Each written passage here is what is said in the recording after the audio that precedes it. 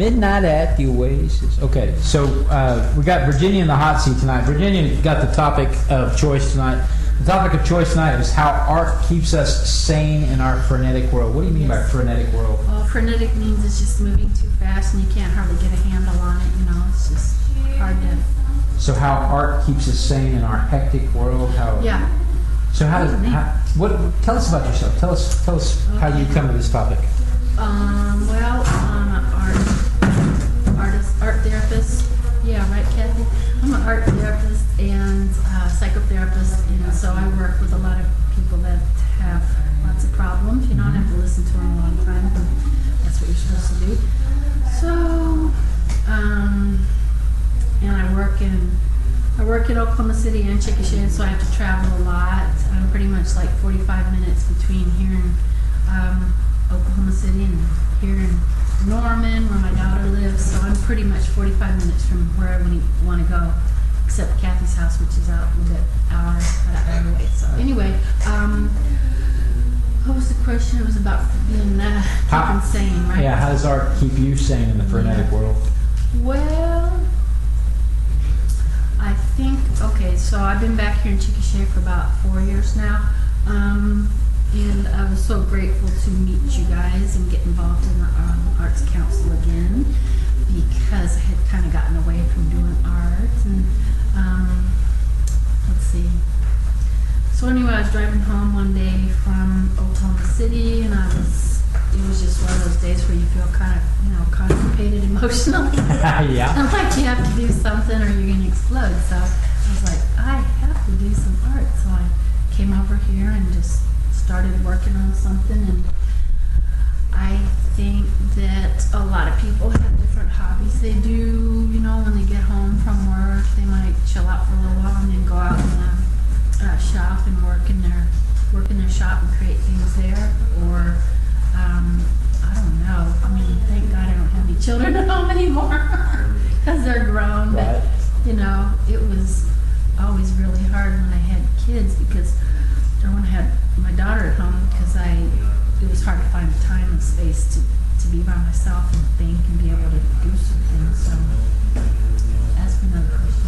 So now that your children are grown and you're using art to decompress, you're driving all over the place with your job as an art therapist. Yeah. And you're helping other people use art to get over their disabilities and their distresses. Yeah. Yes? Yeah, pretty much. Okay. So you're basically helping others all day long, and by doing that all day long, you kind of absorb their issues as well, don't you? Yeah, you do. You end up, even though you're supposed to, put up a shield, and I do that, but it requires a lot of, keeping your heart open to be able to feel for them, and then also to be, aware enough to be able to give them some ideas about what to do. And I don't do a lot of art therapy right now per se. I kind of have gotten away from it. But I used to do a lot more when I worked with children at a battered women's shelter in Greeley, but just getting back involved in the art community here in Chickasha with the Arts Council, and then doing the children's celebration station. Is that what we call it? No, creation station. Station. Celebration station is something else. That's a pizza place. Yeah, that's a pizza place. So it's as an artist though, artists require you to open. Being an artist requires you to open your heart to express yourself. Right. How do you shield off your heart and still do art with other people? I mean, that seems like that would be just terribly painful. Oh no, not really, because you're right, because you have to be empathic, and it's called secondary trauma when you feel a lot of their pain too, and it's if you don't watch out and you don't have some kind of creative outlet or some kind of outlet, you run the risk of becoming burnt out, and ineffective as a therapist. Right. So. Well, we have a question from the studio or from the online audience. Dave has a question. How does artistic expression help someone with emotional mental issues? Well, so many times people can't put into words, what's going on with them. And so they can put it on paper, or they can express it with their movement, or clay, or writing, or whatever. And so they don't have to really just verbalize it. Right. So it's a way to get their emotions out. And once you have something outside of you, it's not just rambling around in your head, and it's not as much of a burden when you have it out there, and you can tell your story about it, and you can talk to someone else. And really, the therapist is like a witness to the art making process. So that's a lot of what we do as art therapists. Is we, I noticed you did this when you did that, and we just kind of, it's a real organic and real interplay between their emotional process and us being the witness and the facilitator, and the one that kind of contains what's going on. So it's kind of cool. So when somebody can't vocalize what's bothering them, what's inside them, Right. you use art to give them an outlet for expression.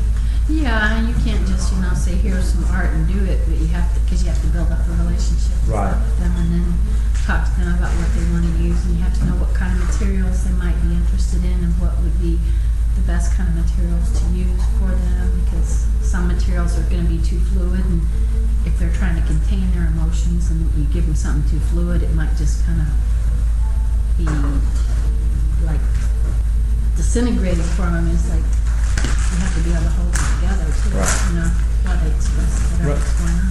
Well, your topic was how art Yes. what is it, how art keeps us sane Sane. in our frenetic world, and that the other night you had a stressful night, and you came here and you called me up and said, "Can I come art I for know. a while?" And so I let you. Art, that's a verb.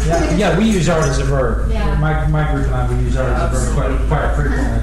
And this is what you did. I'm going to present this to the audience. If you don't mind, if you don't want me to, just. No, that's okay. I'm just, I'm embarrassed. That's all. What are you embarrassed about? It's beautiful. I love it. This is what Virginia produced. Virginia Okay, thank you, Patrick. Virginia produced this. Hey, don't break it. Just throw it down on the floor there. Virginia produced this. I know, disrespectful of the art. How do I even get it on camera? I don't know, can you? Yeah, there we go. Virginia produced this.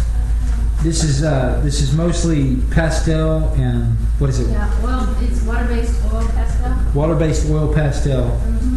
And she did this. This is mostly free drawing. She mostly just sat there and just let her arms rock back and forth until she figured out what she wanted to put on the paper. It's beautiful to watch, and all I could do was sit quietly and let her do it. You were so sweet about that, John. I did not want to disturb her at all because I know that she needed time to decompress. And in a sense, that was your own art therapy. Was it Yes, not? I would say so, yes. That's pretty much what it was. So, using art, back to the subject, using art to keep sane in the frenetic world. I know that in my world, I have a day-to-day job where I have my day job where things are in a very controlled environment, very strict, very straightforward, controlled environment. And I have a family where I have, I've got the wife and kids, and I have to set a good example for the kids, and I have to provide for the family, and I have to do chores around the house to help the family. Demands and stuff. Exactly, all the demands on me as a person, and so I use my art to just release my emotions. Oh, sure. And I can see in your work here that Very good. but I can see that you had a lot of stuff going on in your day, and that's why it's in your work. It bubbled over. It's a cauldron. It's a cauldron of work. Cauldron, and there's flames, and then there's this big snake, and I guess that's, in the female, the feminist tradition, it's a snake of knowledge, that kind of thing. Or in the Freudian tradition, it's A phallus? Yeah. Yeah, well, that's not, I'm not about this. I'm not going to go there. No, that's not so much. Dave in the audience is telling us that it's beautiful work, and Oh, thank you. the That's so art. sweet.